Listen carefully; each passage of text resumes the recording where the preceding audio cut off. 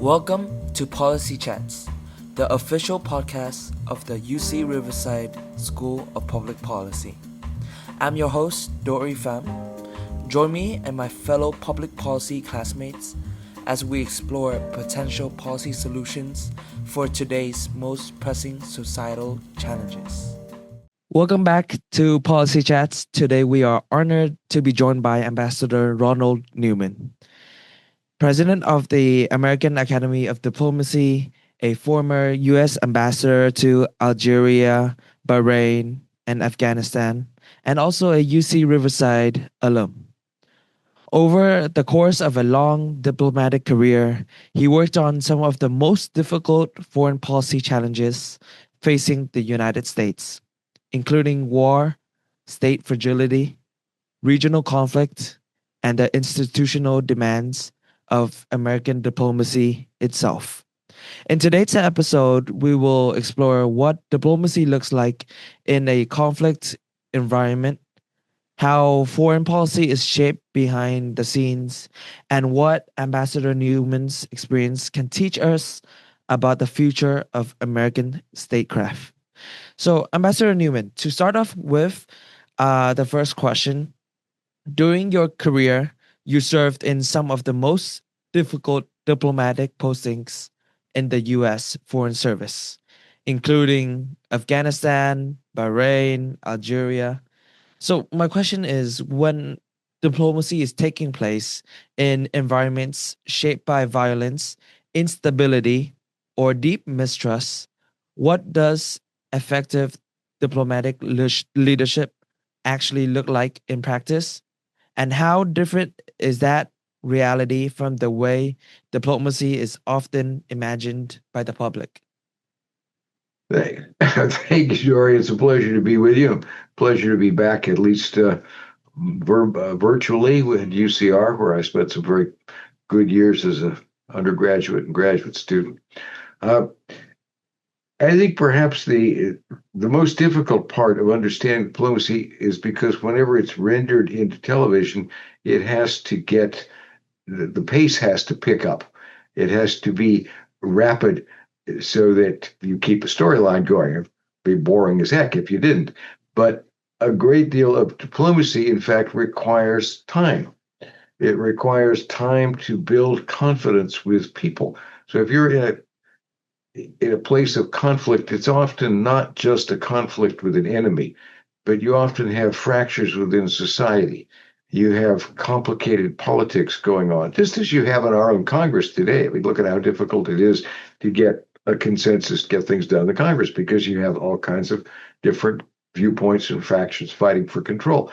So if you're trying to move a foreign policy in an atmosphere like that, you really have to have a number of things. You have to have a really good understanding of the different parties involved in the process, because that's key to understanding where you're likely to succeed by pressing, where you probably can't succeed, or where maybe you need some kind of force, whatever.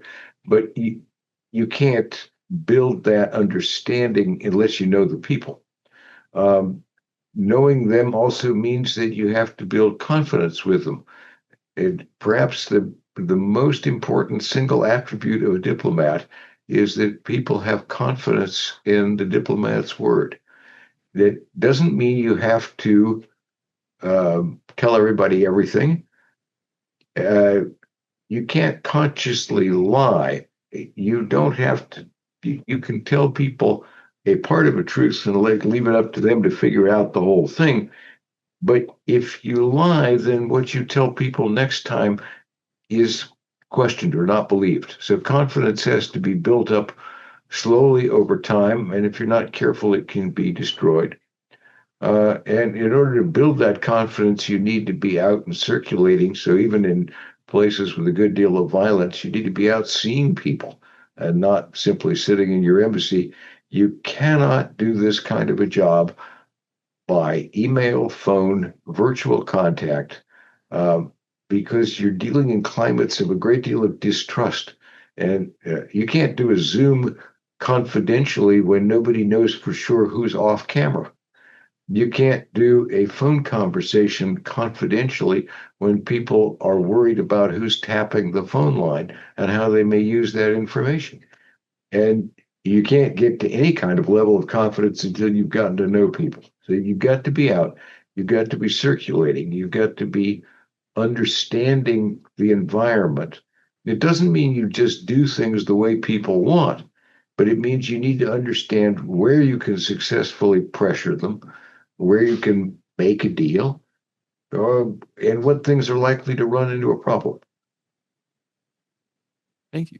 Kind of building up off that, uh, intuitively, a large part of knowing the environment you're in and, kind of uh, building these relationships is just that, is building relationships with people and fostering, the relationships with various stakeholders, as you try to further certain policies. So I was just wondering, what does that look like for a diplomat when you're trying to foster relationships with people in a foreign country, with various stakeholders in different parties, people you may not always see eye to eye on, but you're trying to foster those relationships to bring about Well, better there's outcomes. some different things to talk about here. One is you have to be able to explain your own country.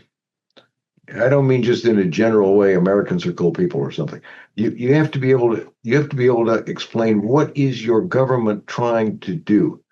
That's often more complicated than just some instruction or some talking points. Um, God help you if you're reading your talking points. Um, but having part of building the confidence is being able to tell your host government what your government is doing. I remember one problem we had in Afghanistan was very difficult relations between Afghanistan and Pakistan, and they would explode periodically, and it would really complicate things. And at one point, there was a Pakistani governor who made a statement that was taken very badly in Kabul, and I was trying to calm things down. And uh, one of the things is I had very close relations with Ambassador Crocker, who was our ambassador in Pakistan, because I was able to tell President Karzai what Ambassador Crocker was saying to the Pakistanis, and later what the Deputy Secretary of State was saying to Pakistani officials in Washington. I had a measure of trust from him. Okay, I now know you're doing some of the things I want you to do, so I don't have to be, at least for the moment, being explosive in public. Uh, so it's being able to tell people what's going on, not just what's in the talking points. Um, so that's one thing. Another thing is uh, also being able to tell them what you don't know, finding out where their levels of political pain are. Sometimes you want people to do something. Uh, you need to know not only why we're asking them to do something, but what the pain level is for them politically in what we're doing, and then ask the question: is there something we can do to mitigate that pain if they do what we want them to do? And then, of course, you have the part that you don't have to take huge risks, but you can't just stay in a fortress embassy. And so you've got to get out and meet people and see them. Another thing you do is when you meet people in an office, it's a very controlled environment. When you go to people's homes, dinner parties, things like that, you then begin to see who they associate with. You begin to build up a mental picture of what their network of supporters, their patronage network is, which you can't get out of an office meeting. They're not going to tell you, but you will see it and you will pick it up. And so, it may be a bit dangerous, but you need to be able to get out to people's houses and meet them in coffee shops and parties. And then you have to figure out with your security detail, okay, you want to do it. How do you do it safely? How do you do it in a way that's not going to be too dangerous? That's at least, I think, part of the answer. Thank you. Yeah, thank you for giving us an insight on how diplomacy works, especially in regions, conflicted regions like Afghanistan. You know, Um, some of this, I just, by the way, some of this is true. One of the funny things when you look at television diplomacy, movie diplomacy, take a look at how often they walk in, they have a drink, they don't even take time to finish the drink. The conversation is, a 2.5 minute conversation and they're gone and they didn't even finish the drink. Now, if somebody came to your house and you poured them a drink and they left it on the table and were gone in 5 minutes, just how friendly would you feel about them? So this is just a kind of brutal example of how, for dramatic intensity, movies create a sense of pace that is impossible in the real world.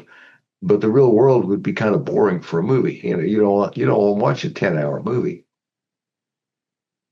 Yeah, completely agree. Sometimes like I watch shows like The Diplomat, and I wonder like how conversations are made like that fast in like five Well, minutes, and and they the reach an agreement. Diplomat does have one thing.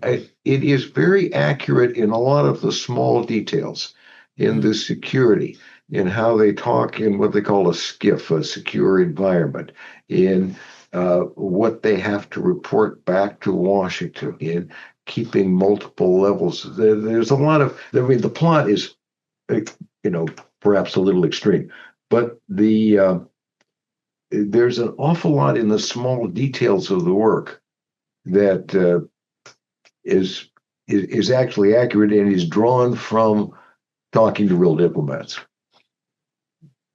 yeah. Um. So let's speak a bit more about your experience in Afghanistan. Um, you had like first-hand view on the relationship between military operations and political strategy. Uh, what did that period teach you about the risks of pursuing security goals without a sufficiently realistic political framework? And what do you think Washington has fully absorbed from those lessons? I'm not clear that Washington has absorbed much of anything, but particularly at the moment. But I would say that you have to understand that there's an integral relationship between the political and the military, especially in limited war. And this is, if you go back to Clausewitz, the great theoretician of war from the Napoleonic period, who wrote, his most basic statement gets quoted all the time is that war is the continuation of politics by other means. So you need to know what your political purpose is in a war. Um, and in many wars, and the more limited the war, the more limited may be or indirect may be the use of force. President Trump is now bombing Iran, but his purpose is not to actually destroy Iran. He may get to that, but his purpose, to the extent that he doesn't define it differently at different times, is about Iran's nuclear and its missiles. So those goals are the political goals, although they're somewhat confused. The military means are how to bring them about. Then you get into the question of whether the means are appropriate to the end, whether they're likely to work. When you're in a situation like Afghanistan, you have to constantly think about, will the military means help or hinder what you're trying to do politically? Will what you're doing politically or economically get in the way of what you're trying to do militarily? And those answers are not always self-evident, and they have to be sorted out in constant conversation between various levels and, ultimately the commanding general and the ambassador on the ground. Interesting. Um, so moving on to another question. You have worked in the Middle East not only as a diplomat, but also in positions where political decisions and security realities were constantly colliding. So as we're talking about the conflict in Iran, where military escalation, alliance politics, and diplomatic signaling are all happening at once. So what should US policymakers actually prioritize first? Should they be containing the escalation, reassuring regional partners, reopening communication channels, or actually defining a realistic political end state before the conflict widens? But remember that many of these things you listed are simply tools. Mm-hmm. So, you wouldn't ask a plumber if he needs the pliers more than a wrench. He needs both. Depends on the job. So the starting point is like the plumber. What are you trying to do? And here it's what's the administration trying to do? Now it's been a little confusing. Then you also have to deal with what is the other guy trying to do. And in this case, the Iranian goals have changed as the war has gone on. Before the war, they were in a negotiation about a nuclear program. Now, though all the negotiations you had before the war are still there, or the subjects are still there, but not much happened in negotiations, but the subjects are there. But now Iran has added essentially two goals that it did not have expressly before the war. One is how to prevent America from attacking it again. So as long as that's a goal, it diminishes Iran's willingness to make other concessions that the United States wants. If making those concessions gets them a short ceasefire or a temporary peace, but no protection from another round of attacks, then those concessions aren't as interesting to them. The other thing is that before the war, you had free passage through the Straits of Hormuz. You had in the order of a couple of hundred ships a day, both ways through the Straits of Hormuz. So, when you see two ships go through and you say, we got free passage, well, you got, 0.1% of free passage. Now, the Iranians have discovered that they can exercise great deal of control there, and they want that control to result in some form of economic benefit to rebuild the country. And that was not a goal they had before, but it's a goal they have now. So that doesn't mean we have to agree to it, but it just makes the negotiations to end the conflict much more complicated, because now the things that President Trump needs to call it a victory, success, and the things Iran is demanding in order to consider a negotiation a success are really opposed. And, the negotiations tend to end, or the most fruitful ones are when each side walks away feeling it got enough. It's good enough to call it a success. But if the only success you can have are in terms that are a humiliation for the other side or a terrible strategic nature, then it's very difficult to have that kind of negotiation. Is to try to figure out a way that each side can get enough to justify the result to its own political base. This has now become a very complicated question.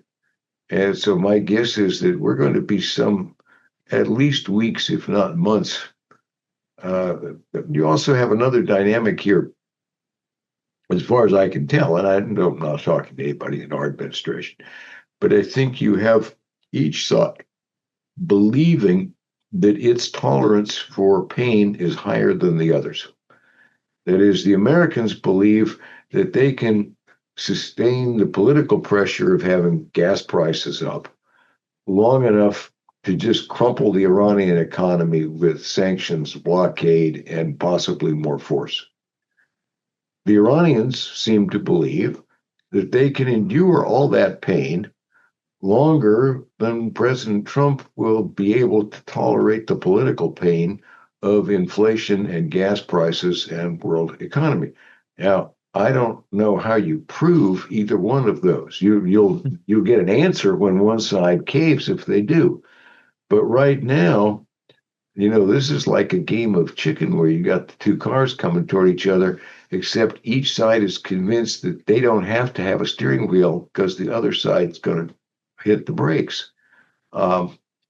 This may not end well. Yeah, and thank you so much for explaining to us what the goals of the two states is. Well, to the extent I can, the definition of goals by the Americans has changed from day to day. You also have the question, we say we're not about regime change, but you have statements that indicated we wanted it. So I've given the situation more clarity than it may actually have. Yeah. So our school, the UCR School of Public Policy motto is solutions for the region, solutions for the world. And so you have, in the previous question that we asked, you have highlighted the problems and the goals between the two countries. Just out of curiosity, if you were a US ambassador to Iran, what would you do? To Iran. Yes. Well, one thing there's several different things. In terms of explaining Washington, part of the question, because we talk so much and have veered around, there's a lot of difficulty in getting the Iranians to believe whatever our latest threat is. Now, this is a very dangerous situation because a threat may be real. And if they don't believe it, it brings it on. Just as it's very difficult if we don't believe their threats. And, if our analysis is they're bluffing, that's fine. If our analysis is that they're bluffing and we're wrong, then they execute the threat. So one job, I'm glad there's no ambassador. One job will be to get Washington to contain its message to the things that are real. If you don't mean the threat, don't announce it. At least not if you're going to back away within 24 hours, because what you do is you undercut your next threat. A parallel job, I talked about how an ambassador has to understand the host country. Now you've got some very strong competing political teams in Iran. You've got the Revolutionary Guard. And this is an organization with very deep roots. We killed a bunch of their leaders. Doesn't make any difference. They just move people up the chain of command. This is an organization that is, several million people, which is deeply institutionalized in the Iran economy, politics, society. But you have a religious leadership which is not quite the same. You have the new Ayatollah, the Emir, head of the Atifaki, the head of the economic, political, religious process. And you have political leaders. They're not all on the same page. And so one of the things you would need to be doing is trying to figure out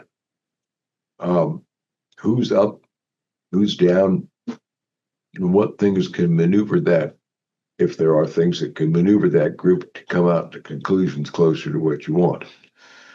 A third thing is the temper of the Iranian people. Now, this would be very hard for an ambassador to measure in Iran now, given both the security constraints and the political constraints. But if you have people in Washington or Tel Aviv saying, well, just wait, the Iranian people will rise up, overthrow this government, and everything will be good, one of the jobs you would have on the ground, just as you do if you're an analyst, a serious analyst in Washington, is trying to figure out how likely is that?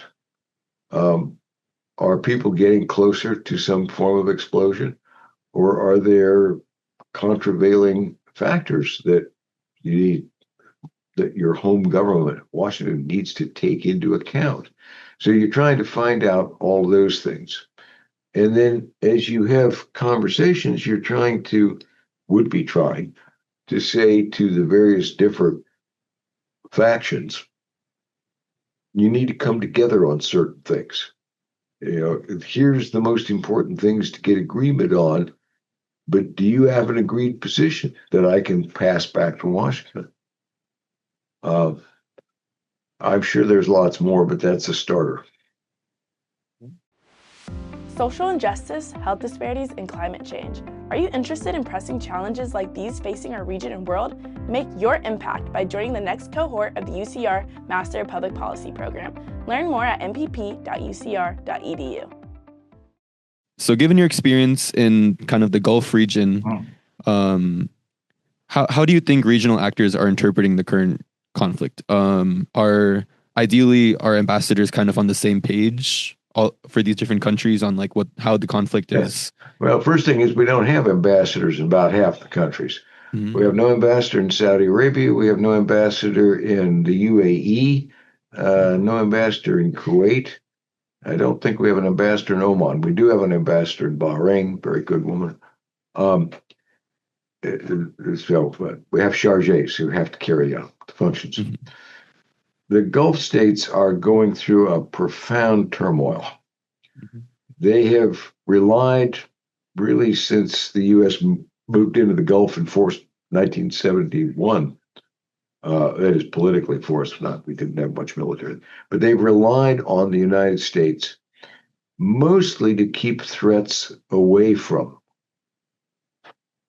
Now they've got this weird situation because we started this war with Iran. That's drawn the Iranians into targeting the Gulf states. So now the United States is not so much a guarantor of security, it's a provoker of attack. It's brought on the attacks that, as long as there were no war, the destruction America can rain on Iran was a heavy deterrent against them striking Gulf states. Now that we chose to start a war, the Iranian rationale is they have to make the overall economic pain in the world large enough to force us to break it off because they can't meet us on equal terms militarily. So their attacks against the Gulf states are not irrational, they're completely rational. There's no madman theory here at all. But now the Gulf states have this problem.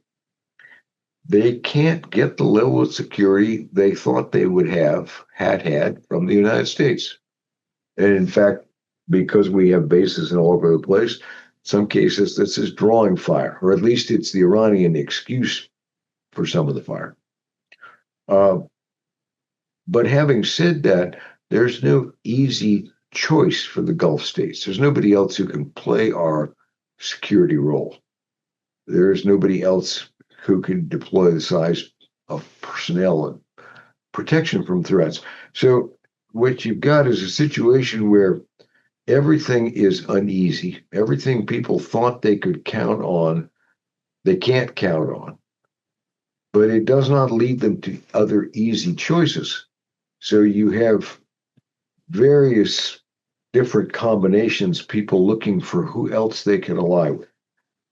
Ally is maybe the wrong word. Where else can they find support? So I think you're going to see Gulf states buying more Chinese military equipment because we can't always come up with enough stuff quickly enough. This will be a huge problem for us if you start moving Chinese systems in with American systems. You're seeing a reaching out to other countries. None of those other countries, starting with Chinese or Russians, can provide the level of support we can. But if we're not dependable, then they start cobbling together a mix of other countries and other supports. But that doesn't mean they want to tear up the relations with the U.S. So we're in a period that I think is likely to see a lot of shifting and changing over time. Yeah, and as a follow-up to your answer, so you said because of Iran attacking U.S. Military bases in the Gulf, and the Gulf countries are losing, not interest, but losing like trust in U.S. Defending them, and they're slowly shifting to other states like China. What's one way that you, like, as a former ambassador and as an ambassador who have gained many experiences in the Gulf. What is one way that the US government and policymakers can do right now to mitigate or stop that migration from US weapons systems to Chinese weapon systems? And also, my second question is, how do you make the, like, if you were the ambassador, moving back to my question, how would you make the current administration more credible to countries in that region? This is not going to have any easy answer because they're grappling for different answers, different pieces of answers. And some of it maybe we can help with, some of it we can't. Some of it is psychological. What else is the US going to do that might bring on a threat? There are a lot of things recombining. The role of Pakistan is growing in the region, but some states, I think, are going to look for help. They're not going to find what they want entirely. The Chinese will be happy to sell them military equipment. They're not going to come in and fight the war for them. Neither are the Indians. They don't have that reach. The Russians are fully busy fighting a war in Ukraine anyway. So they're happy to sell them stuff. They're happy to make statements. None of them can fill our spot, and yet our spot is now uncertain and inadequate. And each of the Gulf states is going to wrestle with that in a different fashion. And so I think an ambassador is going to have to be very much in dialogue with them to see how their answers are evolving and and if the answer they're evolving to is one that is not good for American security interests, then you're going to have to figure out what's the case to pull them away from that, or what case do you need to make to Washington for Washington answers or actions to deal with it. So it's going to be different in each country and very complicated. One of the hardest part of diplomacy is not preventing a crisis in the abstract, but figuring out how to reintroduce diplomacy after force has already been used. So in a moment like this, effective post-escalation diplomacy actually look like? Should the United States be thinking first about ceasefire architecture, maritime de-escalation, trust building? What do next steps look like once the conflict itself is kind of all controlled? Of the above, all at once, all together. So you can't take these things in a predetermined serial line.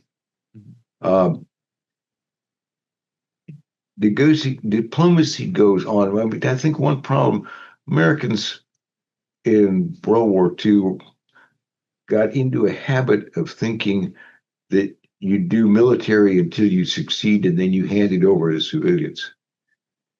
And the problem is, in most of these complex situations, both things have to go on at the same time. You don't want to let the negotiations cripple you militarily so that you're not willing to do something you need to do because it will upset the negotiations. But you also need to be aware of how your actions militarily play out in the negotiations. Now, the confidence building, that has to go on. And it has to go on, in a sense, simultaneously. Now, when you do something like saying, well, let's have a talk, and then you bomb them, probably that's diminished their confidence in you. So now if you say, I want a ceasefire, do they believe it? And of course, we have the same problem. We don't believe them either. So you have a massive lack of trust. This massive lack of trust has now been built up over 40 years. So you're not going to fix that anytime soon. But the way you build trust is you keep your commitments in the process, not talking about goals, but you keep initial commitments fairly limited to things you can do in the short term so that you can carry them out, so that you can show that you did whatever it was you said you would do. And you need the same kind of actions from the other side. This can't be a one-way process. If it's a one-way process, it just tells people you're a sucker. Pledge something, get them to do that. Okay, now you show me something else. That's not going to work. So it's got to be reciprocal. It has to be reciprocal in terms of actions for actions and words for words. And so that has to go on at the same time that you're negotiating. And then if you're going to negotiate stuff like the nuclear questions, by God, you've got to have technical people with you. These are not things where you make, these short negotiations and we have headlines, we have a deal. It is no kind of a deal because you haven't worked out any of the technical underpinnings. If you don't work them out, the thing crumbles. If you don't agree on them, it crumbles. So you haven't made a deal yet. You've made a headline. And if you don't understand the difference and keep at it, you don't have a deal. And so that's one reason that the negotiations with Iran under the Obama administration took, 15 months to come to agreement, because there was a lot of technical stuff to work out. Now, you've got just as much technical stuff now. You can agree that we're going to hand over the nuclear, whatever nuclear things Iran has. Well, okay, then you have to agree who's going to do it, who's going to inspect, how are you going to be ensure that this is the totality of what there is? How is Iran going to be sure at each stage of the process that you're not misusing it? That's a lot of detail that isn't there just because you say you've agreed on the principle. And right now you've got, frankly, very inexperienced people on our side throwing around big principles. Not clear to me that they have the detailed knowledge to carry this really into a real agreement. We've been talking about Iran and those and that area a lot. So to shift our focus back to inside the U.S. regarding foreign policy, how is foreign policy made?